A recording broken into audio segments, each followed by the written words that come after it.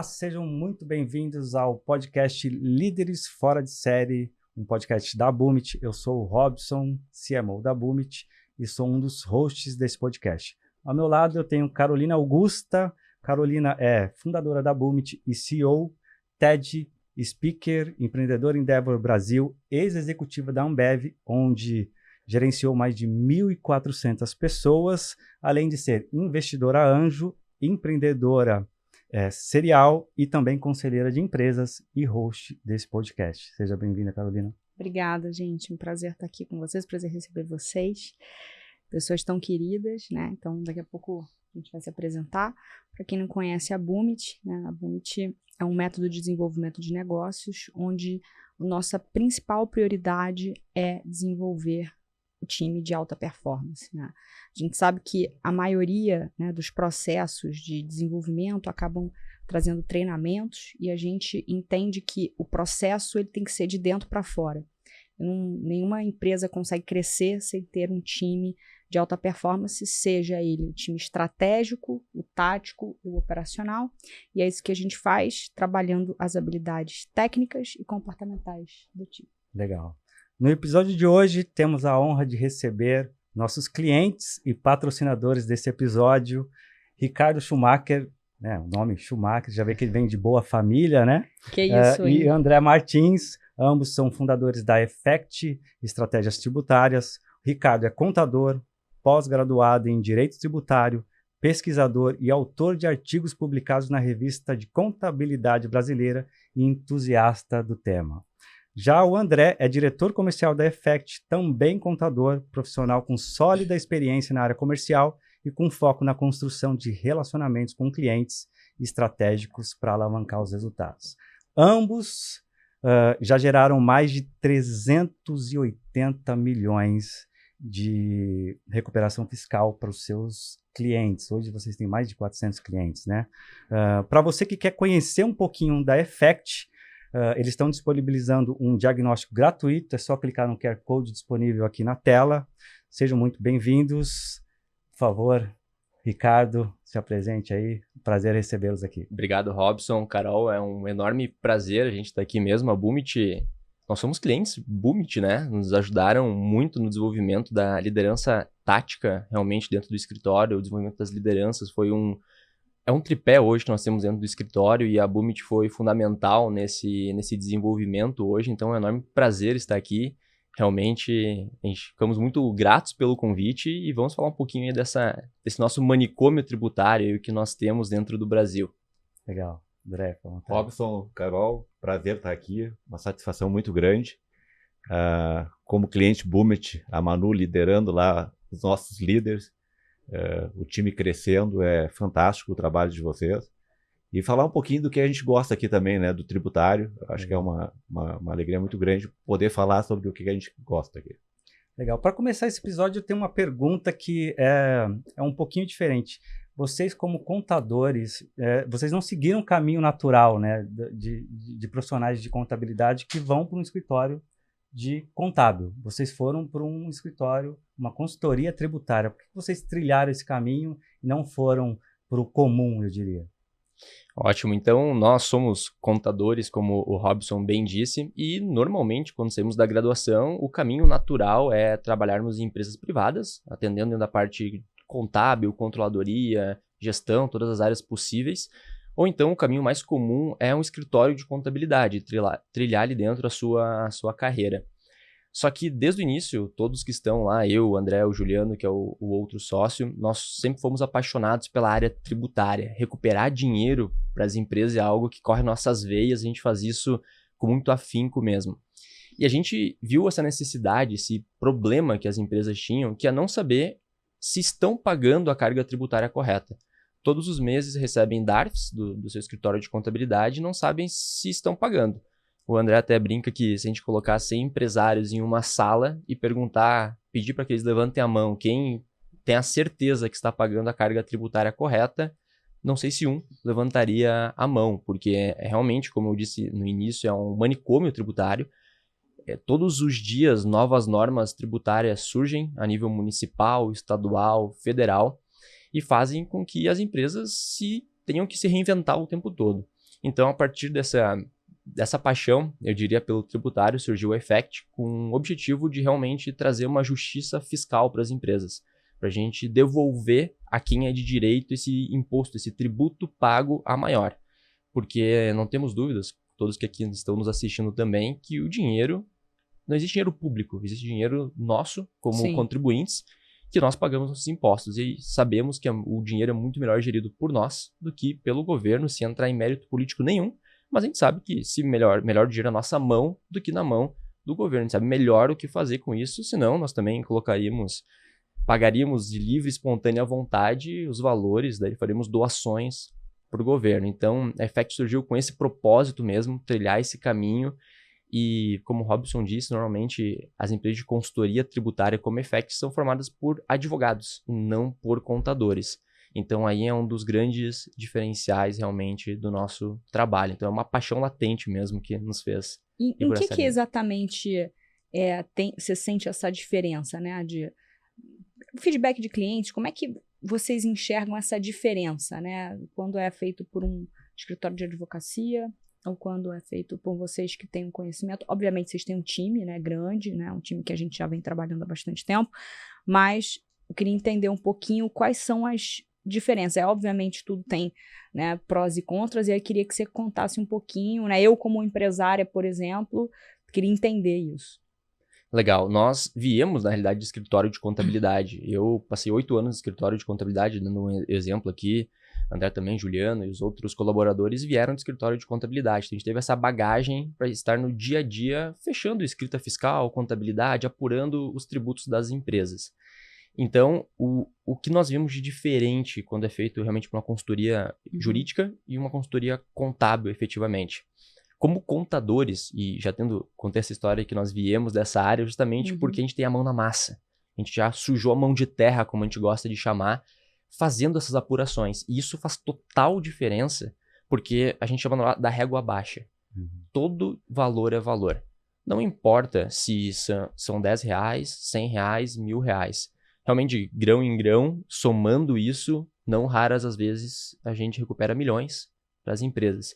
Então, o grande diferencial, Carol, que nós vimos de feedback de clientes realmente, é esse olhar clínico, esse olhar diferenciado que contadores tendem a ter, um olhar mais analítico realmente para as apurações, mais numérico, detalhista, e não entrando tanto na esfera litigiosa, que a lei ela é interpretativa. Então, podemos criar várias interpretações para uma norma tributária. Então, como contadores, muito pé no chão, trabalhando com aquilo que o próprio fisco reconhece, mas que, como eu comentei, essa mudança diária faz com que muitas vezes as empresas, por mais bem estruturadas que estejam, recolham indevidamente algum imposto, algum tributo. Legal. E top 3, assim, erros que vocês pegam nas empresas, assim. Tô pegando assim porque acho que é muito o que a nossa audiência, né, quer ouvir aqui. E aí, o que vocês percebem, assim, que mole que as empresas dão, que vocês entram e falam assim, nossa, o nosso Pareto aqui de atendimento passa por esses 3 pontos. Ótimo, são muitos itens analisados, né, André, dentro do escritório. Dentro do PIS e COFINS, a gente tem um checklist que passa de 110 já, né, pontos. Insumos, para ter uma ideia, né? Como é que a gente vai citar os top 3? É tanta complexidade, tanta norma. Por melhor que seja a contabilidade, hoje ela não consegue acompanhar todas as normas e regras que mudam. O tempo todo. Quando a gente olha para segmentos, quais segmentos vocês enxergam mais oportunidade e que vocês conseguem contribuir? Hoje é o setor que existe quanto maior a complexidade da própria empresa, maior são as possibilidades. E o que é mais complexo pensando em setores? Serviço, prestação de serviço. Comércio, entra um copo de água, sai um copo de água. Aonde que está a complexidade? Na indústria. Eu recebo vários insumos, transformo isso, embalo, tenho uma cadeia logística e vendo. Então, a indústria é realmente um setor com uma complexidade gigantesca, até da própria produção em si. Então, é um nicho excelente para revisão fiscal, dando um exemplo aqui. Além disso, temos vários outros setores, por exemplo, o agro, muito bem lembrado. Muitos benefícios fiscais e poucos desconhecidos. Exatamente, o agro, hoje o Brasil ele é um país agrícola, a grande parte do nosso PIB vem do setor agro, e a gente também atua muito forte no setor agro e vemos que as empresas desse setor são pouco assistidas na área tributária. Então, por mais que represente uma grande parcela do PIB, ainda e é um setor muito desonerado tributariamente, muitas oportunidades passam ali dentro. Então, Robson, indústria, agro e eu diria também distribuidores, os atacadistas realmente que fazem essa distribuição e colocam os produtos nas prateleiras no Brasil todo, tem uma grande oportunidade aí mesmo. Eu tenho uma outra pergunta. Por que vocês acreditam que a maioria dos empreendedores não dão o valor necessário a um planejamento tributário? Ótimo. André, acho que comentar medo do fisco, talvez. Tem uma resistência ainda, mas eu acho que o empresário está mudando, porque cansou de deixar dinheiro na mesa e eu acho que um legado que a pandemia deixou antes eu via só produção e venda, hoje eu tenho que ver tudo. E o tributário, ele é estratégico hoje. Uma vírgula ali diferente, o reflexo lá na ponta é fundamental. Eu acho que ele ainda tem uma resistência por não ter, daqui a pouco, aquela questão de exemplos ruins que a gente vê, né, de algumas questões tributárias sendo feitas, que a gente chama de aventureiros, né, que não usam uma solução, uma instrução, uma lei que acompanha todo o trabalho embasado, como a Effect faz. Isso, às vezes, ainda gera um certo temor, porque se eu recupero alguma coisa que não vamos dizer assim, sem fundamento, o reflexo disso pode gerar uma conta muito maior depois, né? E nós vimos também, né, André, uma mudança muito grande do empresário pré e pós-pandemia. Antes da pandemia, o empresário estava preocupado com diversas áreas. É comercial, é área industrial, é área de pessoas. Na pandemia, ele teve que voltar para dentro de casa e começar a buscar como que eu consigo atingir minha última linha, minha margem de lucro líquido com todo o problema que nós tivemos. Então, no começo foi impactante para todos. E o tributário é algo que é um dinheiro dentro de casa, que está sobre a mesa, porque o que nós fizemos é olhar para a apuração dos clientes e buscar dentro da apuração deles esses recursos. Então é um dinheiro que está ali dentro, escondido, que ele não enxerga. Ele só enxerga uma linha no DRE, no demonstrativo de resultado do exercício da empresa dele, e vê que 1/3, às vezes 40% da receita bruta está indo para uma linha que chama tributos. O que está ali dentro, PIS, COFINS, ICMS, IPI, Imposto de Renda, Contribuição Social e todas essas siglas que nós temos no Brasil de tributos, está indo pelo ralo. Ele não sabe se ele está pagando a carga tributária correta ou não. E volto a dizer, por mais bem estruturada que as empresas estejam. Então nós tivemos, pós-pandemia, aí, realmente um crescimento exponencial e empresas, inclusive, atendemos algumas empresas listadas na Bolsa de Valores, então que tem 40, 50 profissionais dedicados à área tributária, entre advogados, economistas e contadores. Nós ingressamos, efetuamos um pente fino e se surpreendem realmente com os resultados. Teria que ter realmente, do jeito que hoje é a forma de se apurar tributo no Brasil, uma empresa como a Effect dentro de cada pessoa jurídica, dentro de cada empresa, fazendo o que a gente faz hoje. O que é humanamente impossível hoje, não tem recursos para se fazer isso. Então o trabalho da Effect vem realmente para dar um fôlego para o empresário, para trazer nova injeção de caixa. O que a gente faz é levar dinheiro para os clientes. Legal. Eu converso com muitos empreendedores, a Bumt já atendeu mais de 15 mil empreendedores nos últimos 5 anos, e já me deparei com diversos deles falando o seguinte: eu não vou pagar imposto, eu acho impostos um roubo, não faz sentido eu pagar impostos. E eu sempre falo para eles o seguinte: isso faz parte da regra do jogo.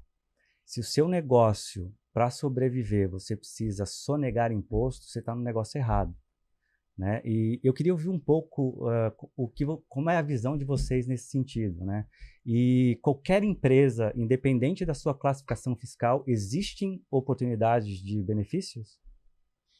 Ótimo. A questão, né, André, que a gente fala muito, não é que a Effect vai fazer uma mágica, uma aventura tributária e vai encontrar algo que não existe.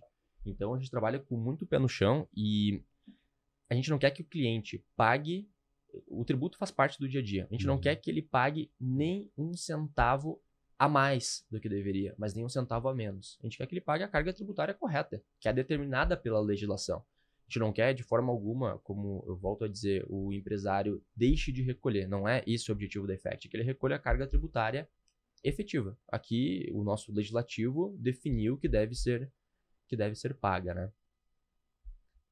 Os setores, André, que a gente mais vê hoje, o nicho de empresa, ou melhor dizendo, o regime tributário que temos maiores oportunidades, tributo todas as empresas pagam. A empresa do Simples Nacional recolhe a DAS, a empresa do lucro presumido, do lucro real, todas pagam tributos. Algumas têm uma apuração um pouco mais simplificada, justamente as ME e EPPs, que são as empresas do Simples Nacional, tendem realmente a ter uma apuração mais simplificada. E conforme elas vão crescendo, justamente aí está o grande erro que muitas empresas acabam ficando no Simples Nacional. Só que o Simples ele é muito bom realmente para as empresas que estão começando. Começamos ali a depender da área de atuação, 4%, 6%, e essa alíquota vai crescendo. O Simples hoje tem um teto de 4,8 milhões. É o limite máximo, sendo que de 13.600 a 4.800 a gente entra numa regra diferenciada. Só que quando a gente começa a atingir um certo patamar, as alíquotas ficam tão elevadas, inclusive, Que não vale mais. que não vale a pena. Exatamente, Carol. E muitas empresas ficam ali por ser algo simplificado de se apurar. Só que elas estão perdendo dinheiro. Essa é a verdade. E não vão para outros regimes por desconhecimento ou por realmente medo. Achar que sair do Simples é um bicho de Conta sete pra gente cabeças. um pouco a diferença dos regimes, assim. Eu acho que tem muitos empreendedores que desconhecem, né? É uma confusão, né? Assim, é difícil, você tem algumas diferenças aí importantes. Eu acho que seria legal um resumo, né? Porque, obviamente, a gente pode ser que tenha, para algumas pessoas que estão ouvindo a gente, isso já é batido, mas para outras pode ser algo interessante que vocês podem ajudar e contribuir com outros empreendedores aí. E aí eu queria fazer uma pergunta para você complementar. Por que quando a empresa está atingindo o limite de faturamento do Simples, ao invés dela fazer um planejamento tributário, ela abre uma segunda empresa, uma terceira empresa e começa a fazer aquele processo que a gente já conhece bem? Sim, verdade. Maravilha. Acho que vou começar de trás para frente, se me permitem, porque a gente tem que diferenciar elisão de evasão fiscal. Evasão fiscal é crime. Crime previsto no Código Tributário Nacional é proibido de se fazer. Elisão fiscal é uma forma, um planejamento tributário legal, balizado pela legislação, que é possível de ser feito. Abrir duas empresas no Simples Nacional é ludibriar o fisco, é tentar esconder, botar uma máscara na frente de uma operação que está acontecendo. Mas você tem isso também em empresas maiores, né? Empresas que vão criando vários CNPJs, né? 3, 4, não estão no Simples, já estão em outro. Sim, sim. Isso é muito comum de se fazer e aí não há nada de errado, a depender do caso concreto, de se fazer isso, explitar as operações para realmente conseguir enxergar isso. Mas a questão do Simples Nacional é o ponto que realmente a gente pega, porque as empresas fazem isso para reduzir a carga tributária. E aí sim tem um crime configurado. Então elas colocam uma empresa no nome do marido ou da esposa, outro no nome do filho, do nome do tio, só para recolher um tributo menor. E isso é vedado pela legislação.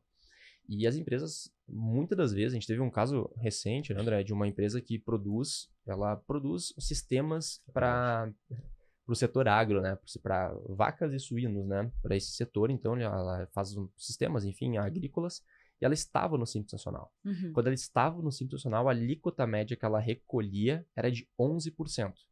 E com o crescimento ela se obrigou a passar para outro regime. Até foi sugerido por uma consultoria que ela abrisse outra empresa para se manter no Simples. E junto com a contabilidade a gente fez um trabalho muito interessante e a gente, indo para o lucro real, hoje ela não paga 6%. Somando tudo, ela não paga 6%. 6%. Caiu pela metade a carga tributária e a empresa está faturando quase 10 vezes mais. Isso estou falando de 3, 4 anos atrás já. Ela já paga... Ela está 10 vezes maior pagando uma carga tributária de metade, proporcionalmente ao faturamento. Então é possível de fazer isso sim. Aí se você puder complementar com a pergunta da Carol, justamente para a gente entender quais são os regimes. Perfeito. Regime simples tributário, simples nacional, o presumido, lucro real e o arbitrário. Eu acho. Quais são as diferenças de cada regime? Qual é o teto de faturamento? Se puderem... As empresas, elas, quando nascem, via de regra, se a gente pensar numa trajetória, não empresas que já nascem grandes, vamos chamar assim, mas empresas pequenas, o dia a dia do empreendedor que está iniciando o seu negócio. Ele inicia no Simples Nacional, que é o regime mais simplificado, que tem realmente uma carga tributária, via de regra, menor no início. E ele começa a faturar. Ele tem até um teto de 3 milhões e 600, um subteto, um sublimite, e depois de 3.600 vai até 4.800. Então vamos arredondar 5 milhões para facilitar aqui, é o nosso teto do Simples Nacional. Quando chega um certo patamar, já não começa a valer a pena o Simples. Por quê? O Simples Nacional ele é calculado sobre a receita bruta. Tudo que eu faturo integra a base de cálculo, e ponto. Não importa o que eu adquiro, importa quanto eu fature. Então, eu faturei, aplico alíquota, faturei, aplico alíquota. Olho só para a saída, o tempo todo.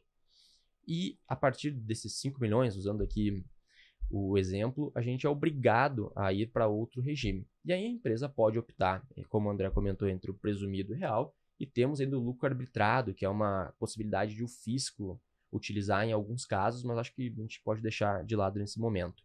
Normalmente, as empresas saindo do Simples, elas vão para o lucro presumido, né, André? Exato. Por uma questão de medo do lucro real. Então, o lucro real é um fantasma que assombra aí os empresários achando... Inclusive, contadores não gostam de fazer lucro real. Essa empresa que eu citei há pouco aqui, que trabalha no setor agro, ela trocou de contador porque o contador antigo não atendia empresas que não eram do Simples. Então, a empresa talvez... Exato, se manteve durante quantos anos recolhendo uma carga de 11%, 12%, enquanto ela já poderia antes ter migrado. Porque quando eu faturo até 4,8, eu não sou obrigado a ficar no Simples. Eu sou optante. Eu escolho se eu quero ficar. Eu posso abrir minha empresa no lucro real, se eu quiser. Não há problema algum quanto a isso. Então, as empresas tendem a ir para o lucro presumido. Próximo passo, Simples iniciou. Tendencialmente, ela vai para o presumido por esse medo, esse fantasma que é o lucro real. E por que o fantasma? O que pega aí? No lucro real, a gente tem realmente, nós necessitamos de uma contabilidade mais séria, mais fidedigna, como deveriam ser todas as empresas. Sim. Essa é a verdade, mas a gente sabe que no Brasil, infelizmente, nem todas têm a devida atenção ao setor contábil. Então, a gente realmente tem esse gap, digamos assim, entre a realidade e aquilo que é informado para o fisco, infelizmente. Então, as empresas, como o nome sugere, lucro real, eu apuro meus tributos, falando de imposto de renda e contribuição social, sobre o lucro real que eu tive. Quanto que eu tenho de lucro? Pago imposto. Tive prejuízo? Não pago. Então, imagina na época da pandemia, quantas empresas tiveram dificuldades estando no Simples Nacional, que eu ainda não pagaram imposto. Sem necessidade. Se tivesse lucro real, não teriam recolhido, porque elas não tiveram lucro. Eu só recolho se eu tiver. Olha só. E o lucro presumido, para que fica nesse meio do caminho, como o nome também sugere, presumido. Ele presume o lucro. Então, o governo, a depender do setor, se eu sou comércio, se eu sou serviço, se eu sou transportadora, se eu revendo gás, cada nicho de atuação tem a seu percentual presumido de lucro. Então, o governo presume que o serviço, regra geral, tem 32% de lucro. Se eu tiver 50%, eu pago sobre 32%. E esse, inclusive, eu acho que é a pior classificação que existe. É presumido. Presume-se o lucro. Não importa se teve lucro, prejuízo, presumo. Vou pagar de qualquer forma. Então, também, muitas empresas que já passam desses 4,8 milhões do Simples vão para o presumido. Porque aí elas são obrigadas a saírem do Simples. E vão para o presumido por terem esse fantasma do real. Mas aí uma pergunta. Vamos supor, abrir um negócio. Todo mundo vai para o Simples. Dá para começar no real? E aí, o que isso traz, né? O que onera, o que dificulta? Tem vantagem, não tem? É só o medo né, talvez do processo ser um pouco mais complexo? O que... Existe um teto também para o lucro presumido. O lucro presumido ele tem um teto de 78 milhões. Então, quando a gente fala de grandes empresas, todas obrigatoriamente estão no lucro real. Então, a gente, por conta desse mito que lucro real é para as grandes, as empresas menores acabam não fazendo essa migração, esse processo de passar para o lucro real. Ele deve ser feito uma contabilidade fidedigna. Qual que é o ponto contrário disso? Na verdade, eu vejo só com pontos positivos, porque eu me obrigo a ter uma contabilidade fidedigna que realmente demonstra a minha realidade. E aí eu começo a poder trabalhar com consultorias, por exemplo, de gestão e finanças, que vão, através do meu demonstrativo contábil, não mais gerencial, olhando vendas frias, compras frias, trabalhar com a contabilidade real ali dentro. E aí, qual que é o grande benefício que eu vejo, Carol? As empresas, as grandes empresas, elas são muito incentivadas fiscalmente. Então, grande parte dos benefícios que nós temos no Brasil são para as empresas do lucro real. E não necessariamente para as grandes. É para quem está no lucro real. A pequena pode estar no lucro real e se beneficiar desses incentivos fiscais que nós temos aqui. Então, na verdade, as empresas pequenas podem estar recolhendo uma carga tributária enorme desnecessariamente por não terem feito um planejamento tributário e entendido realmente os prós e contras, vamos pensar assim, disso, né? Beleza. Eu acho que é interessante comentar também, Ricardo, sobre o planejamento tributário, olhando todos os cenários, né? Não... E também, Carol, comentando um pouco, eu posso começar no lucro real e mudar. Eu tenho a opção de todo ano estudar qual é o melhor planejamento e regime para minha empresa, dependendo da situação que ela se encontra, né? Então, Isso é interessante, né? Porque agora, na reta final do ano, né, as empresas começam a pensar em plano de crescimento, plano estratégico, enfim. Né? E aí ninguém coloca o planejamento tributário neste processo, né? Então, eu acho bem interessante tudo isso aí que a gente está falando. A gente está falando como o André comentou, do planejamento tributário, que a gente está comentando aqui. Dá um exemplo, da época da pandemia também, nós tivemos um incentivo gigante no Brasil para o setor de eventos, que ficaram durante um longo período sem ter receitas. A gente teve casas de shows, congressos, tudo fechado. A gente sabe como foi, né? Temos uma lei que se chama PERSE, é um programa emergencial de retomada do setor de eventos. Esse programa, ele reduz a zero, durante 5 anos, até 2027, as alíquotas de 4 tributos: PIS, COFINS, Imposto de Renda e Contribuição Social. A exceção são as empresas do Simples, que não podem se beneficiar, porque o Simples já é um benefício tributário, um regime tributário especial, então ele não pode, segundo a legislação, aderir a esse PERSE. Mas imagina quantas empresas do setor de eventos nós temos. E aqui eu estou falando, vamos pensar setor de eventos como a legislação trouxe, pousadas, hotéis. E eu estou falando de pequenos estabelecimentos, não de grandes redes, pequenos estabelecimentos que ainda estão no Simples hoje. Mas o que onera ali, né? Por que as pessoas têm tanta resistência aí para o real? Na prática, né? Imagina, eu sou uma empresária aqui, estou no Simples, está ouvindo você falar, ai meu Deus, eu quero falar amanhã com o meu contador para eu ir para o lucro real, e ele vai te convencer, provavelmente não vá, né?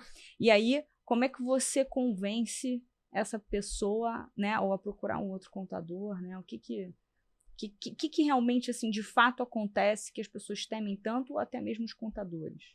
É uma mudança, ao meu ver, inclusive do próprio empresário, na forma de pensar a empresa. Por que eu digo isso? Porque não existe mais, a partir do momento que eu estou no lucro real, o ajuste. Aquela despesa da escola do filho, que às vezes passa pela contabilidade, o cartão de crédito do sócio que está passando, não existe mais. As despesas devem ser da empresa. Então, o primeiro ponto, são muitos empresários que têm essa...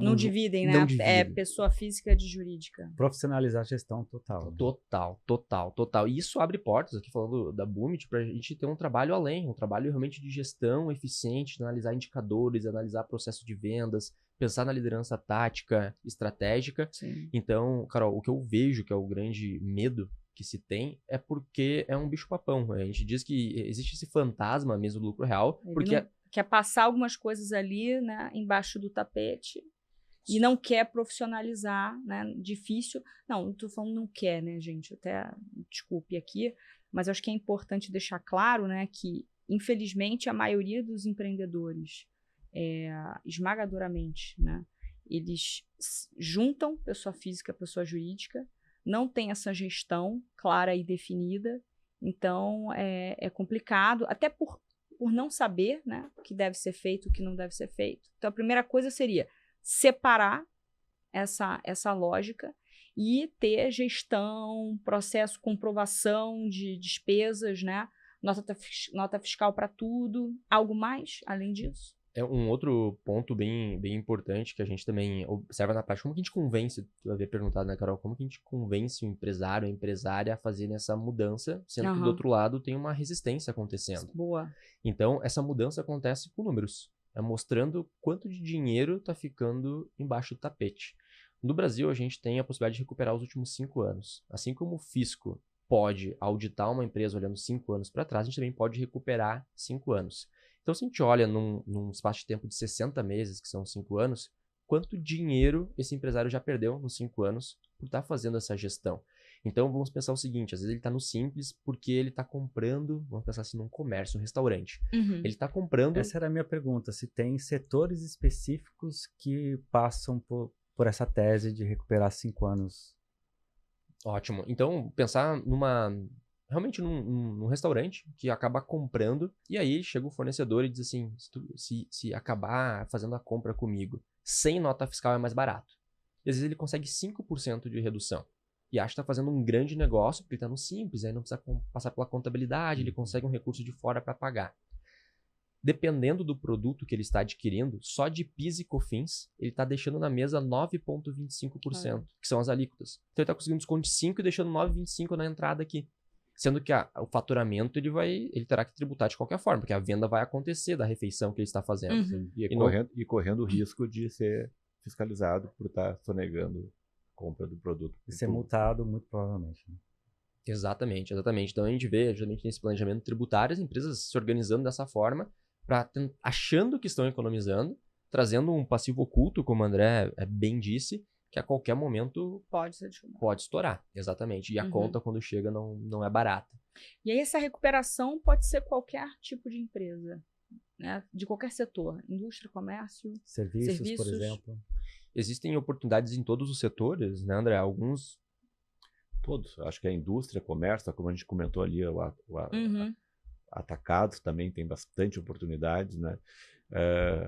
A questão também de empresas que exportam, também tem uma gama de benefícios nesse setor, também pouco divulgados, vamos dizer assim, né? Então são oportunidades que são mapeadas.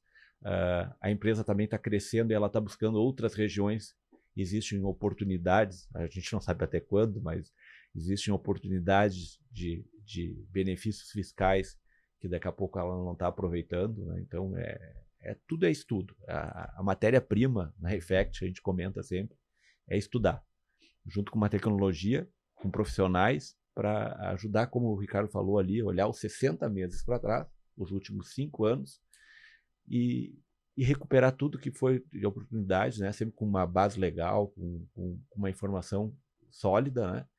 E também lembrando que para frente é bônus. Então, o empresário que recupera ajusta aquilo que foi aprovado, né?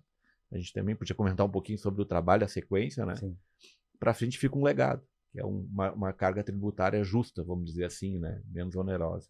Ou seja, não está olhando só para trás, né? Mas está olhando também para frente. Poxa, olha, eu recupero aquilo que eu paguei a maior, eu ajusto isso e faço caixa, gero caixa futuro, porque eu já vou estar adequado e já conheço todo esse processo. Perfeito. E o André comentou dessa questão dos incentivos fiscais para quem está expandindo. Estou criando o meu negócio, quero agora expandir para uma nova região do Brasil. Os estados, de forma geral, e os municípios incentivam, eles querem que as indústrias se sediem nos seus territórios para gerar lá dentro a sua economia, que o dinheiro fique no mercado, fique na farmácia, fique dentro da localidade. Todos os estados que eu conheço têm incentivos fiscais, todos, sem exceção, alguns mais, outros menos, mas existem incentivos. Então essa empresa já está pensando em expandir. E por desconhecimento, ela não faz adesão, não faz o pleito junto ao estado para fazer uso disso. Sim. Nós tivemos uma migração anos atrás, por exemplo, para o setor do Nordeste da indústria calçadista. Saíram dos polos do Sul, São Paulo, Sudeste, e foram para o Nordeste. Muito por incentivo fiscal. Foram para lá para conseguir gerar isso, e os governos com intenção de gerar economia e gerar emprego e renda naquelas regiões. Então é muito comum as empresas fazerem a expansão natural e não observarem isso.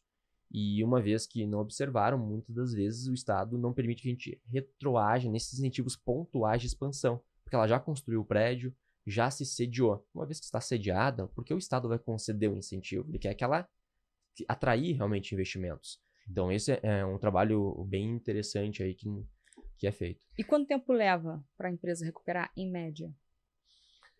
O prazo médio desse trabalho é de 90 a 120 dias. Nossa, achei que você fosse falar uns 4 anos. Achei. Demanda um tempo um pouco maior, porque como a gente falou, né, são os últimos 60 meses, olhando nota a nota, item a item, estudando cada empresa, o que cabe para ela, né, a gente faz uma matriz tributária. Antes de verificar o que ela não foi feito, a gente mapeia tudo que já foi feito, e aí começa a apontar aquilo que daqui a pouco oportunidades ou benefícios que não foram aproveitados, né? Então, o prazo, claro, como a Effect efetua esse trabalho, né? São núcleos, então tem uma equipe de PIS e COFINS, ICMS e IPI, Imposto de Renda e Contribuição. Conforme as equipes vão terminando o trabalho, pode ser que esse trabalho seja um pouco acelerado, né? Consiga terminar o PIS e COFINS antes do imposto de renda, a gente leva já uma parte do trabalho para refletir já na contabilidade da empresa, né? Isso é muito bacana, o André comentou, esse trabalho artesanal, que cada empresa é diferente. A gente pode atender 2 concorrentes do mesmo setor que faturam exatamente igual, mesma quantidade de funcionários, adquirem do mesmo fornecedor, e benefícios completamente distintos. Então, é um trabalho artesanal onde a gente entra na empresa, consegue entender a operação dela e aí gerar caixa. E vale ressaltar também, né, André, alguns casos não raros que nós tivemos, são dezenas deles, onde o trabalho de revisão fiscal nas médias e grandes empresas é algo que já vem sendo feito de forma reiterada. Só que esse trabalho artesanal, esse trabalho minucioso, feito por contadores, é difícil de ser feito no mercado. Então, não raras as vezes, nós fizemos a revisão da revisão, que nós chamamos, é um processo de auditoria dupla. A empresa já passou por revisão, já recuperou X mil reais, X milhões, em alguns casos, e depois que a Effect entra, a gente recupera muitas das vezes mais do que já foi recuperado nas oportunidades anteriores, não raras as vezes. De novo, entra aquela pergunta que tu fez antes, Carol, qual é o diferencial, né? E reforçando, é a régua baixa. Cada valor é valor. Então, somando-se aqueles pequenos valores ali, daqui a pouco tem 50 mil, tem 100 mil, daqui a pouco tem 1 milhão de novo ali de tributo. É similar ao cafezinho, né? Você vai lá e toma um cafezinho de 3,20 de manhã, outro à tarde, outro à noite, e quando isso se acumula em 12 meses, você vê o montante, e por conta de ser pouco, você não percebe, né? E falando em pouco, acho que vale um exemplo aqui, um exemplo prático do que a gente costuma ver no dia a dia. A gente falou de empresas do lucro real, vou dar um exemplo aqui de indústrias do lucro real. O que elas fazem? Como eu comentei, elas compram insumos, compram embalagens, transformam dentro do maquinário e vendem um produto terceiro. Há muito tempo a gente teve uma discussão dentro de 2 impostos do que eu poderia tomar crédito. O que acontece no lucro real? Se eu for produzir esse copo, por exemplo, todos os materiais que eu utilizei para produzir o copo, ele teve um imposto embutido. Eu posso tomar esse crédito do imposto, no final eu vou vender o copo, o encontro de contas entre tudo que eu comprei menos tudo que eu vendi, eu vou recolher a diferença sobre isso. Diferente do simples, do presumido que nós comentamos, que eu olho venda. Não importa quanto eu compro. Não importa quanto você comprou. Só venda. Então imagina uma indústria que a margem é apertadíssima, o real tende a ser um regime vantajoso. Mas o que eu quero dizer com isso? Vamos pensar o seguinte, dentro de um copo eu sei os produtos que vão aqui dentro. Só que numa linha de produção existem várias despesas atreladas ao setor produtivo que não estão vinculadas necessariamente ao produto, que eu não vendo. E a gente discutiu durante 15 anos no Brasil qual era o conceito de insumo, o que eu poderia tomar de crédito sobre essa rúbrica chamada insumos, que é uma grande caixa preta, era até pouco tempo atrás. Em 2018 nós tivemos a solução disso. E um dos créditos que nós encontramos reiteradamente, Carol e Robson, é um crédito sobre EPI. EPI são os equipamentos de proteção individual. Numa indústria, isso é obrigação legal. Eu sou obrigado a fornecer isso para meus funcionários. Só que aonde que o EPI vai no copo quando eu vendo? Ele não aparece aqui. Só que a própria Receita Federal, é isso que o André comentou, esse pé no chão, essa segurança que nós transmitimos, é porque a Receita Federal tem posições com força vinculante dentro do órgão, permitindo o creditamento desse EPI, por exemplo. Só que o EPI representa uma despesa pequenininha no mês, mas em 60 meses, quanto que é esse montante? Então, na soma de cada aquisição, cada botina, cada protetor auricular que eu adquiro por uma imposição legal, então eu posso, nessa soma, tomar um crédito expressivo. Então, realmente, é uma análise fina, porque como o André comentou, não é uma análise amostral, a gente não vai chegar na empresa e dar uma receita de bolo. Nós vamos entrar na empresa e analisar todas as notas fiscais dela, todas, sem exceção, que ela comprou, tudo que ela vendeu. E ali dentro, garimpar. E só vou complementar um pouquinho aqui, que essa parte de garimpar já pode, o pessoal que está nos escutando e assistindo aqui, pensar, pronto, agora vou ter mais trabalho, já não consigo no dia a dia dar conta da minha rotina. Eu ia comentar isso agora. O que a gente precisa para fazer o trabalho? Perfeito. E aí vamos chegar e dar mais trabalho ainda, né? Há muitos anos atrás, já desde 2013 e 2014, a gente tem a era do SPED. O que é o SPED? É o Sistema Público de Escrituração Digital. É uma informatização do fisco. Todos os meses os contadores enviam para o fisco as informações da empresa. Uhum. Então, até comentando, não é que o fisco em algum momento entrará na empresa. Ele já está. Ele já está dentro da empresa. Todos os meses, quando o contador envia, o fisco tem informação. É de novo aquela pergunta que tu fez, o medo do fisco, né? Que ele entre aqui dentro, aquele conceito antigo, ela vai entrar aqui, né? Ele já está aqui dentro, né? A gente já manda todo mês como está sendo apurada a contabilidade, né? E assim como hoje o fisco não utiliza mais, o fisco não vai mais em loco na empresa fazer auditoria. O fisco solicita, avisa a empresa e busca as informações que já estão em poder dele. É o mesmo trabalho da Effect. Nós não buscamos mais nota em arquivo morto. Isso ficou no passado. Hoje em dia, através de um acesso, uma autorização da empresa, a gente busca as informações e começa a garimpar. Então, a gente não dá trabalho para a empresa para buscar isso. É uma autorização e o trabalho a gente começa a fazer dentro de casa. Então, por mais que seja um trabalho complexo, um trabalho minucioso, ele não onera a empresa. Então, durante esse período que o André comentou, 60, 90, 120 dias até do trabalho, a gente está garimpando informações, extraindo informações e buscando dinheiro para os empreendedores aí do Brasil. Legal. Eu tenho uma outra dúvida. Eu não lembro qual foi a fonte, mas algo em torno de 20 milhões de empresas no Brasil estavam no Simples, né? E muitas delas estavam pagando ali o teto, a faixa máxima, 13%, 12%, 14%, dependendo da faixa que ela está, do segmento e etc. Essas empresas que estão pagando essa alíquota alta, existe a oportunidade dela migrar para uma outra classificação fiscal e pagar menos, ou ela tem que ficar pagando ali sempre o limite, 12%, 13%, 14% de repente? E eu entendo que ela não só pode, como ela deveria ir para outro regime tributário. Está numa alíquota desse teto, possivelmente, a gente não pode sempre afirmar categoricamente que outro regime tributário é mais vantajoso, mas através de um estudo ela precisa saber. Então, a partir disso, ela vai ter a comparação. Talvez o Simples possa ser o regime mais vantajoso. Esteja pagando 11, talvez no presumido ela vai pagar 14 e no real 16. Ou talvez ela esteja pagando... 11, né? Faz mais sentido. Mas... Exato. Mas e se o real ela estiver pagando 8? Ela não tem essa visão hoje, essa clareza. Ela fica realmente na dúvida, sem saber. Então, ela não só pode, como ao meu entender, ela deveria fazer esse planejamento tributário e migrar. E a palavra planejamento tributário parece que a gente está ludibriando o fisco, parece que a gente está fazendo algo errado. Planejamento tributário, todas as grandes empresas fazem o tempo todo. Então, é algo legal, previsto na legislação. E o Simples, ele é uma opção. Os empresários acham que eles estão no Simples por obrigação. É uma opção. O Simples é um planejamento tributário. Estar no Simples já é um planejamento tributário. E sair dele também deve ser visto como é realmente. Ou seja, se você que é empreendedor está pagando a alíquota acima de 11%, eu sugiro que você busque a Effect para fazer uma análise tributária do seu negócio, que pode ser, muito provavelmente, que você tenha ali grandes oportunidades. Porque imagina só você pagando ali 2 anos a alíquota máxima, pertinho ali de mudar de faixa, sendo que você poderia ter uma assessoria e pagar menos impostos e estar dentro da lei também. Tem um diagnóstico, né? Tem um diagnóstico para fazer, Exato. então o pessoal que está ouvindo a gente.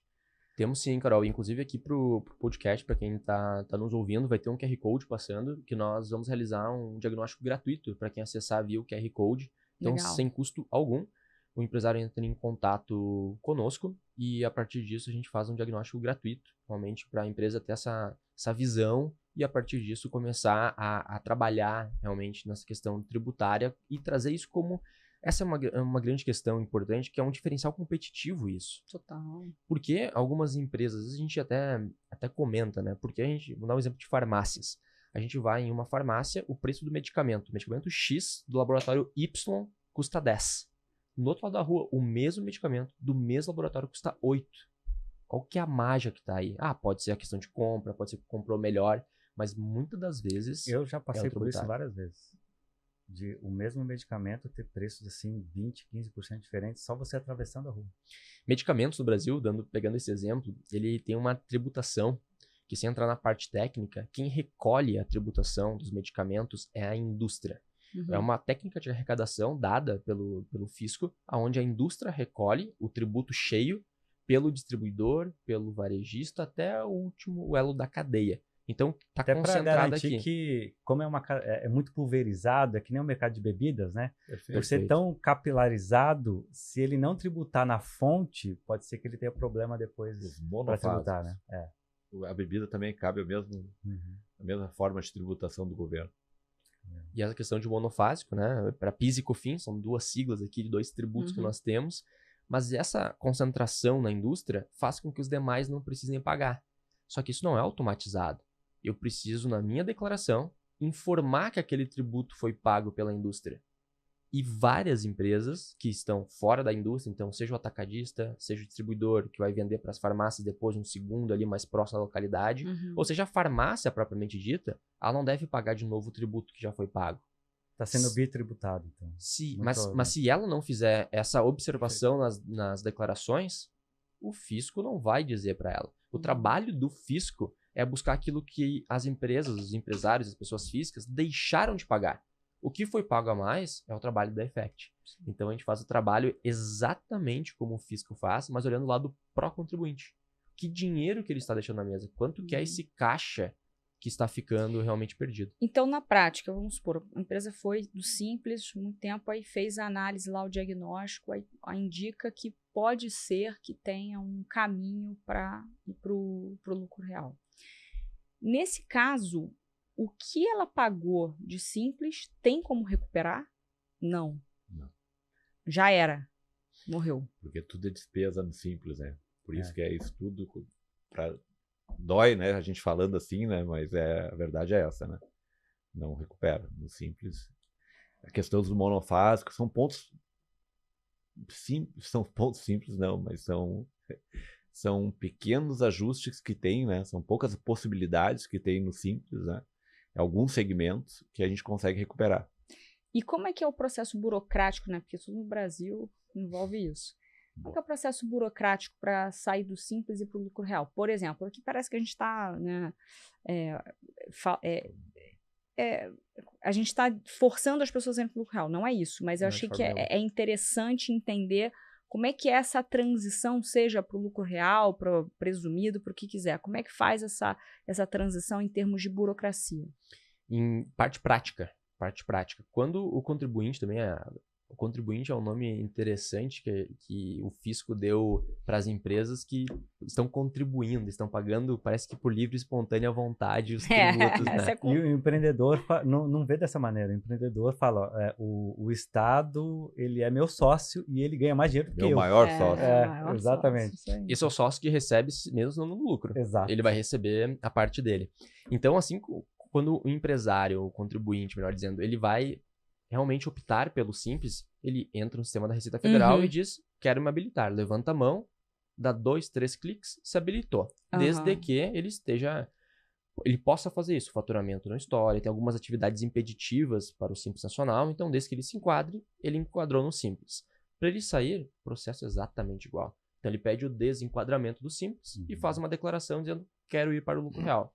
E automaticamente ele vai para o lucro real. É uma autodeclaração regime tributário. Opcional, nesse caso, a gente vai falando de empresas que faturam até 4,8, opcional o regime tributário que ela vai escolher se não tiver impeditivo em algum outro critério. Perfeito. Qual que é o modelo de remuneração da Effect? 100% no êxito. Poxa, então o risco do empreendedor ou do contribuinte é praticamente zero, né? Ou seja... E de novo, reforçando aquela questão da revisão tributária, né? É 100% no êxito e não dá trabalho no começo, meio e fim para o empresário, nem para a contabilidade. Então é uma procuração eletrônica com fins específicos para baixar os SPEDs. E aí a gente se debruça lá a fazer todo o trabalho de pesquisa, estudo, junto com a tecnologia para ajudar. Ela não joga para dentro e aponta o erro ou o benefício, né? Tem um profissional por trás ali, estudando e vendo se cabe aquela oportunidade. Feito isso, levantados os benefícios e as oportunidades, são apresentadas para o empresário junto com a contabilidade, corpo jurídico, consultoria, realmente por um debate, apresentando todos os pontos que se destacaram de oportunidades, e aquilo que for aprovado aceito isso em contrato, né, é levado adiante para fazer as retificações, que também é por conta da Effect. E às vezes dá mais trabalho do que levantar os benefícios, é corrigir na nota, no item da nota, todas e tornar geralmente aquilo uma compensação ou uma restituição. E André, tem a questão do poder da caneta, né? Isso. A gente, nesse contrato que o André falou, a gente gosta de traduzir no poder da caneta. Com quem fica a caneta para buscar ou não o dinheiro? Com o empresário, previsto em contrato. A gente faz o contrato de risco, como o André comentou, remuneração atrelada 100% ao êxito na revisão fiscal, por exemplo, que estamos falando aqui. Vamos fazer o estudo, levantar, demonstrar a memória de cálculo, o contador dele vai validar, a auditoria vai olhar, o jurídico vai olhar. Se depois disso tudo ele disser, não quero, não tem custo nenhum. Previsto em contrato, não tem custo nenhum. A gente trabalhou de graça, o risco é nosso. Se o empresário disser, quero buscar, como o André comentou, a parte de ajustar as obrigações, informar isso para o fisco, fica a nosso cargo. Então essa parte demorada, que se tivermos contadores aqui nos escutando, assistindo, sabem que é um trabalho gigantesco, que é chamada retificação, fica a nosso cargo. Então realmente o empresário confiar no nosso trabalho, a gente assinar um contrato e no final ele decide se ele quer ou não fazer. E vai ver o dinheiro na conta se aceitar. Essa é a verdade. Tá. E assim, uma coisa interessante, né? Porque acho que para mim o grande aprendizado, né? Falo mesmo, né? Do nosso podcast aqui, é que é opcional no início, quer dizer, todo o tempo é opcional, né? E eu percebo até que entre, né, os founders, o pessoal, né, os empreendedores, tem uma certa assim, não, qual que é o regime da empresa? Lucro real, né? Porque, né, as pessoas entendem que aquilo significa que você tem uma robustez, um tamanho de empresa. Agora vou mudar, né? Porque assim, não quer dizer nada, né? Exato. mas é interessante isso, e eu acho que foi um grande aprendizado, assim, para mim, pelo menos, que nunca nenhum contador falou sobre isso para mim. Na verdade, sempre há uma forçação de barra para você ir para o simples, e eu achei isso, assim, para mim, foi um divisor aí. Fico feliz. E eu queria, assim, rapidamente... E aí, reforma tributária? O que a gente pode esperar? E como é que vocês têm aí olhado para a reforma? Que tipo de conselho vocês também têm para dar para os empresários agora nesse momento de mudança, ou talvez não tanta mudança, né? Tem muita coisa sendo discutida, né? Mas o que vocês acham que vai acontecer? Então, eu dividiria minha pergunta em duas partes. Duas grandes tendências que vocês entendem que para onde o governo vai e como que o empresário precisa se preparar. Ótima pergunta, Carol. A reforma tributária, ela foi aprovada na Câmara dos Deputados e o relatório agora foi para o Senado para debate. A reforma tributária, sim, não vou entrar muito na parte técnica dela, mas ela veio alterar a Constituição Federal, que é a nossa, vamos chamar aqui de lei maior no podcast. Sim. Por que eu estou comentando isso? Muitas das questões, como por exemplo a alíquota, isso vai ser definido em um momento posterior. A gente não sabe ainda qual vai ser a alíquota. Vai ser uma legislação criada após isso. Então, quais vão ser realmente os setores que vão estar dentro, por exemplo, da cesta básica que vai ter desoneração? Sim. Momento posterior. Então, o que a gente sabe é que o Brasil está migrando para um modelo internacional, o que é muito louvável, sinceramente, porque todos os grandes países do mundo apuram o IVA, o IVA. IVA, sim. O IVA, ele é um imposto sobre o valor agregado. Aquilo que nós falamos do lucro real, que hoje já existe um IVA no lucro real, o que eu compro gera crédito, o que eu vendo gera débito, no final eu faço um encontro de contas e recolho a diferença disso para o fisco, é o IVA. Isso vai ser para todas as empresas. Só que a gente estava falando agora aqui de empresas do presumido, simples e lucro real, né? Simples vai permanecer, segundo o que está dito ali, vai permanecer. Só que a gente tem um ponto de atenção gigantesco. Se a alíquota confirmar o que a gente está falando de 25, 27, 29, já tem alguns estudos falando, vai ser o maior IVA do mundo em alíquota, pelo que a gente está vendo. A gente tem o seguinte, se eu vou pagar 27 na saída, segundo o que está se dizendo, é que a gente vai poder tomar crédito, apropriar tudo que entrar. Toda despesa que eu tiver, eu vou pegar aquele imposto que está dentro da despesa e vou tomar crédito.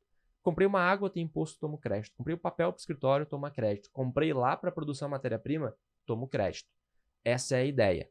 Só que o Simples existindo, o Simples não paga 27,5 em lugar nenhum. O Simples paga quanto? 6, 4, 11. E aí, como que as empresas do Simples vão ficar competitivas nesse cenário se em um bid, em uma cotação, eu vou perguntar qual que é o regime tributário? E aí a empresa do Simples vai estar repassando, vamos pensar que 6% de imposto de tributo para poder acreditar, e a empresa do lado, que já tem um porte maior, já tem uma estrutura de planejamento tributário, já tem contador, auditoria, jurídico, vai estar repassando 29%. A gente sabe que o empresário vai olhar a última linha, quanto que é o meu custo, não o meu preço de compra, o meu custo final. Então a gente vê que a reforma tributária, volto a dizer, ela é louvável, está indo por um caminho muito bacana, só que o Brasil, a gente tem peculiaridades. Outro grande questão é que é um regime de transição longo. Aí nós teremos até 2032 para 2033 esse regime de existência. Então, nós estamos criando o IBS e a CBS, que são 2 novos tributos que vão ser chamados de IVA, no jargão popular, mas são 2 tributos diferentes, um de competência da União e outro de estados e municípios. Só que, durante esse tempo, nós vamos ter a concomitância de tudo isso que a gente falou nesse tempo até aqui com esses 2 novos regimes. Imagina, se de hoje já é um manicômio tributário, como a gente chama, imagina nesse tempo de transição. Vai ser um cenário caótico, ao nosso ver, e aí é o momento, respondendo a segunda pergunta, para o empresário se preparar. É nesse momento que ele precisa estar bem assessorado para não deixar dinheiro na mesa, porque deixar dinheiro com uma alíquota de 6, 7% dói. Mas deixar com 29% Então, dói muito mais. Tem muito negócio que pode deixar de existir, né? Exatamente. Existe um risco com toda essa transição, com a reforma tributária, dos empresários cometerem equívocos? Por exemplo, deixar de pagar um imposto porque é algo novo, não ter ali o conhecimento necessário. Eles correm muitos riscos nesse sentido? Eu não tenho dúvidas disso, porque todas as vezes, ou melhor, quase todas as vezes, teve uma exceção que houve mudança no sistema tributário nacional, foi para aumentar a carga tributária. Todas as vezes aumentou a carga tributária. Então, a tendência é sim que haja um aumento novamente disso e o empresário pague mais. E aí, o pior não é pagar uma alíquota maior, é pagar indevidamente. Então, com toda certeza, isso pode acontecer. A gente sabe que no Brasil nós temos grandes setores, como a gente comentou, do agro, que movimentam a economia de uma forma gigantesca, que tentarão encaixar seus produtos e sua produção em alguma alíquota reduzida. Mas os serviços médicos não são essenciais, também já temos uma previsão que vai ter redução. Transporte coletivo também. Então, o que era, ao nosso ver, para ser uma solução, nós temos no Brasil uma situação completamente diferente. Hoje, por exemplo, a gente tem no ICMS, que é um imposto de competência estadual, alíquotas pelo Brasil, 17%, 18%, 19%. Hoje o setor de serviço não paga ICMS. ICMS sobre mercadorias e produtos. O IVA vai embutir a alíquota do ICMS. O serviço vai passar a pagar, de certa forma, o ICMS embutido. Então, nós vamos ter uma redistribuição hoje de alíquotas. Então, não vai mais existir a diferença entre comércio, indústria e serviço. Em regra, todos pagarão uma alíquota cheia. E depois vamos ter algumas alíquotas reduzidas para determinados setores específicos.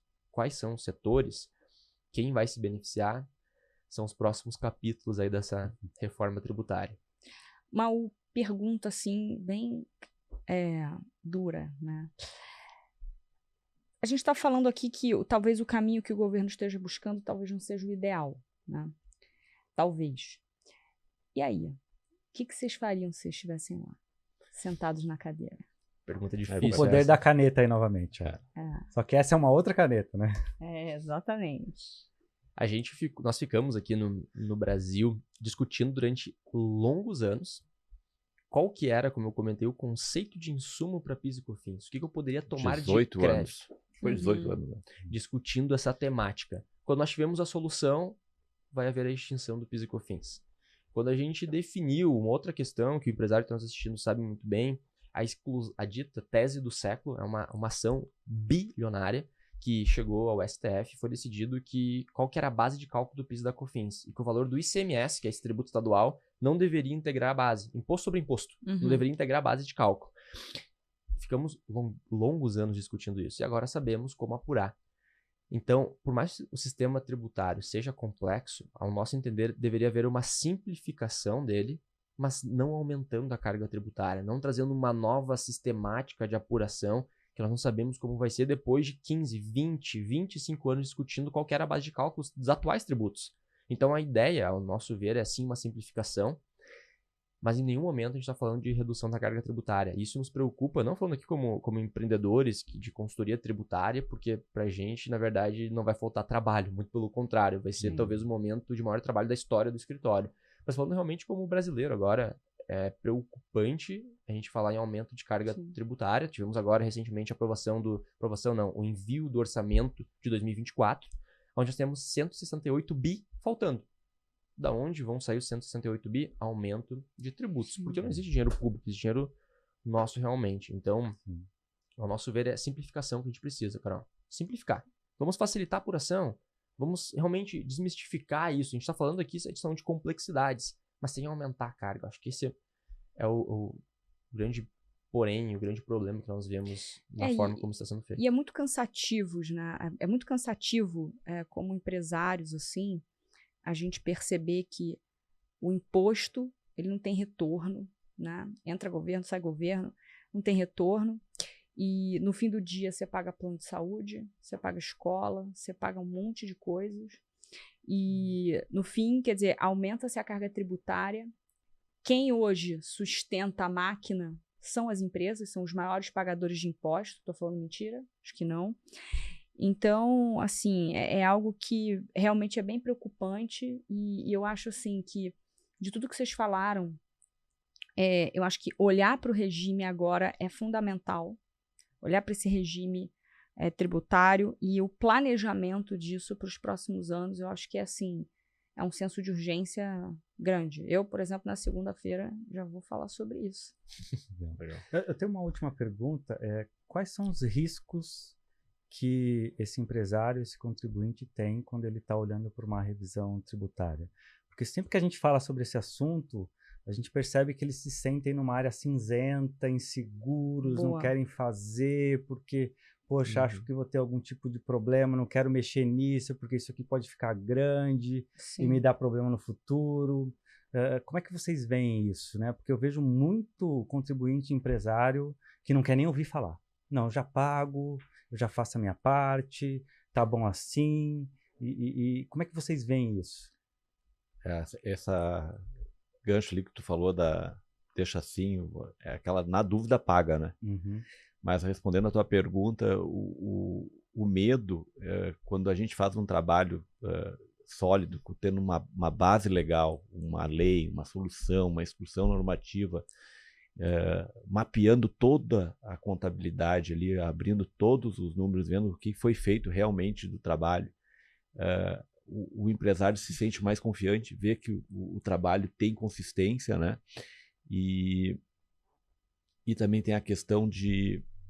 Fugiu agora deu uma trancada. O que a gente pode comentar de exemplo, né, seria dessa segurança do embasamento legal, se um empresário, por exemplo, na hora de apurar a guia, ele deu 10 mil reais para pagar no final do mês, 10 mil.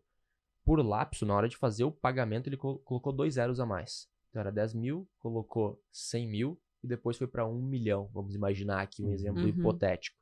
Pagou, saiu do banco, tinha saldo, pagou. Mas era 10 a guia, a apuração dele era 10. Ele não iria recuperar essa diferença, esses 990? Eu não tenho dúvidas que a resposta é sim, eu iria atrás. Porque o empresário não busca, então, o que é de direito dele, né? Com um embasamento legal. Se a Receita Federal está dizendo que ele pode apropriar um crédito, que ele pode recuperar um determinado imposto que ele pagou a mais, se ele é do setor de eventos e se encaixa no PERSE, que a gente falou nesse programa especial, por que ele não vai buscar? É o mesmo exemplo, é a mesma segurança. Então, quando a gente trabalha aqui nas questões administrativas, que o André comentou, de instruções normativas, soluções de consulta, são posicionamentos da Receita Federal ou estadual que dizem, paga X, o empresário vai lá e paga Y. Por desconhecimento, por complexidade, seja qual for o motivo. O nosso trabalho é achar a solução realmente para isso e daqui para frente estancar isso. Então, corrigir, busca o passado, injeta dinheiro e para frente deixamos a herança effect dentro de cada cliente. Eu quero até trazer uma reflexão, né, que empreendedor bom é empreendedor que entende de todas as alavancas do negócio. Então, eu imagino que tem um pessoal aqui ouvindo que deve dizer, poxa, nossa, tributo, é chato. É chato mesmo. Sim. Tributos são chatos. É chato, o financeiro para muitos empresários é algo chato. Só que se você não olhar tua empresa vai morrer em algum momento. Se você não olha para as variáveis que estão na tua mão, né, que eu diria, capacitação de pessoas, você olha para o financeiro, né, e eu acho que tributo, eu acho que é um negócio que não está na tua mão, mas o gerenciamento disso está, você está deixando 3 coisas preciosas irem embora. Então, assim, eu digo que empresário bom é aquele que entende de uma maneira holística o negócio. A maioria adora falar de marketing, a maioria adora falar de vendas, tá tudo certo, né? Você tem que olhar sim para a entrada do dinheiro no teu negócio, mas você tem 3 variáveis, né? Ou pelo menos 2 que estão sob o seu controle, é como você vai tratar as pessoas e desenvolvê-las e como é que você vai fazer o teu dinheiro, os seus custos reduzirem, serem enxutos, você vai ter eficiência, né? Então, a gente vê muito isso. Empreendedores o tempo todo preocupados com vendas, marketing, ótimo, mas a gente não pode esquecer que se você tem 2 colaboradores com baixa produtividade, né, e você tem um em alta performance, e você comparar, você está perdendo dinheiro aqui. Então, eu vejo que a maioria dos empreendedores não gasta tempo, energia, né? Se não tem tempo, eu contrato alguém que possa fazer para desenvolver e o time ganhar performance. Ganhou performance, você ganha dinheiro lá no final. Você aumenta o seu lucro no final. Exato. Porque você tem, em vez de ter 3 pessoas, você vai ter uma em alta performance. E essa é a diferença. E quando a gente olha lá na linha de lucro, com certeza é como você gerencia seus custos que fazem a diferença e, obviamente, a parte tributária está nisso. Então, assim, empreendedor bom não pode ser assim, esse assunto eu não gosto. Outro assunto que empreendedor evita, e é uma burrice tremenda, a parte de passivo trabalhista. Ninguém fala sobre isso. E no Brasil, não é uma questão de se vai acontecer, é uma questão de quando você vai ser processado, né? Então, assim, eu tô para ver, é muito raro, né, não ter isso, mas é uma questão de você olhar e entender. Isso tem que estar provisionado, você tem que ter lá dizendo, né, você tem que ter esse caixa. Alguém te processou, seja justo ou injusto, não cabe a mim dizer, mas assim, você tem o dinheiro para pagar. E tá tudo certo, e vida que segue, né? Então, não tô aqui para demonizar quem eventualmente processa a empresa e muito menos o empresário. Mas, assim, isso é uma estatística. E você, como empreendedor, tem que entender teus riscos, tem que entender onde você está se enfiando. Então, não adianta querer montar um negócio e não entender os riscos. E tem coisas muito legais e coisas que, eventualmente, você não vai gostar e você vai ter que fazer. Ponto. E aí, aproveitando o gancho da Carol, me surgiu uma coisa que é o que eu chamo de economia burra. Qual que é a economia burra? Eu vou cortar custo com energia, eu vou cortar custo com plataformas, eu vou cortar custo com colaboradores, eu vou cortar custo com insumos. E geralmente, quando ele tem essa visão, ele corta custo que são extremamente necessários para a empresa e ele perde eficiência. Sendo que ele poderia olhar também para tributos. Perfeito. Mantendo a eficiência e gerando caixa através de um bom planejamento tributário, né? E aí eles passam, vou cortar custo com material de limpeza, copinho, agora ninguém bota mais... elástico, né? Exato. No copinho. E não vê para coisas que ele poderia ter muito mais resultado, né, do que esses cortes que não fariam sentido para ele. É a visão de Pareto, né? Onde é que tá ali, né? Então, assim, não é um copinho que você vai virar o jogo. E é muito interessante, só vou complementar, a Carol puxou um gancho aqui que eu preciso falar disso. Questão das dívidas tributárias. Isso. Tem muita empresa, a gente está vindo de uma época de pandemia, que se endividou, que não tinha o que se fazer. Por mais que ela fizesse uma boa gestão, ela estava impedida de trabalhar.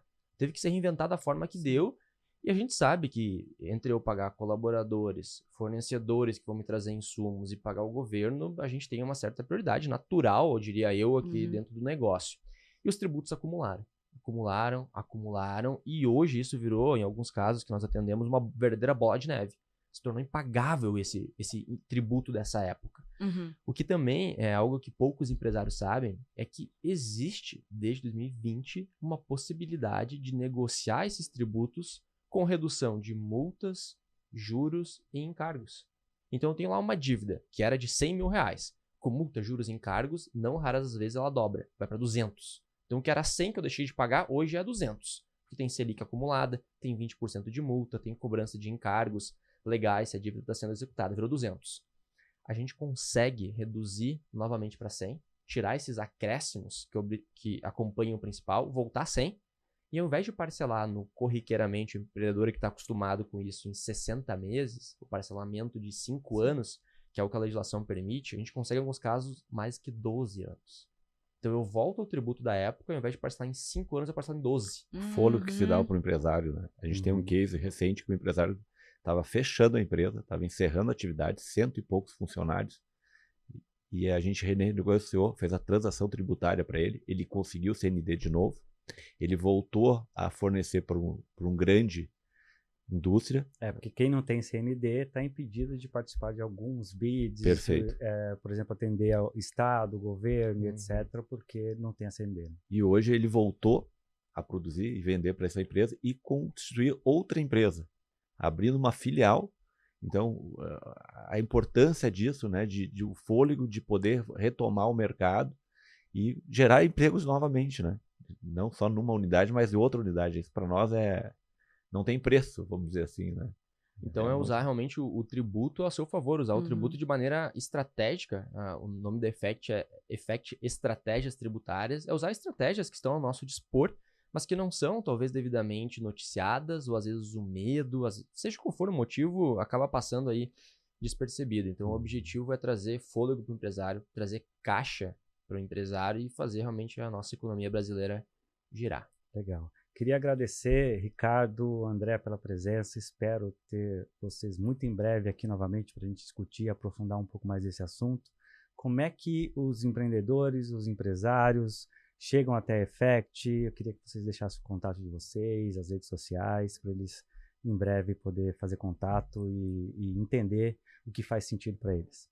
Ótimo, eu vou deixar aqui primeiro o site da Effect, né? Mas acho que é mais fácil hoje no Instagram a gente buscar, né? Então, o arroba da Effect é EFCT, como está aparecendo aqui na TV. EFCT e no final AX, EFC Tax, de tributos em inglês. EFC Tax. O meu Instagram é ricardo.schumacher. Lá dentro da Effect eu vou estar na marcação também. Legal. E nos sigam lá, porque a gente produz muito conteúdo bacana, uma linguagem realmente descomplicada para o empresário e trazendo muitas novidades. Então, o empresário, se ele quer ficar realmente atento ao que está acontecendo, isso que nós falamos há 3 anos atrás, que saíram essas medidas, a gente está falando hoje, há 3 anos atrás, porque o empresário já não adotou lá atrás. Então, nos sigam, tem muitas realmente notícias bacanas que a gente coloca, material que agrega valor realmente para o empresariado. Legal. O meu e-mail é andre@effect.com.br. A gente está aqui para atender cada vez mais clientes exigentes, que exigem velocidade, sem perder a profundidade e a segurança no trabalho.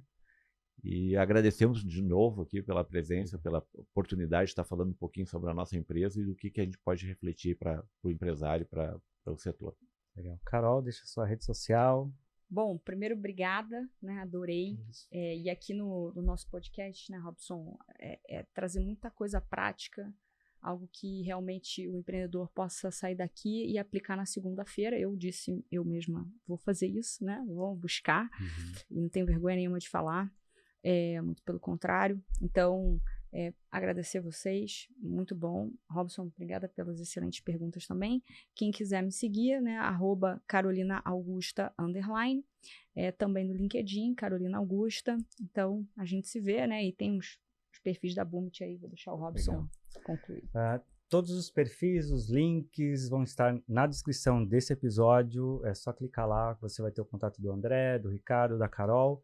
Caso você queira me seguir também no Instagram, é robson.sc. Muito obrigado pela audiência e nos vemos em breve.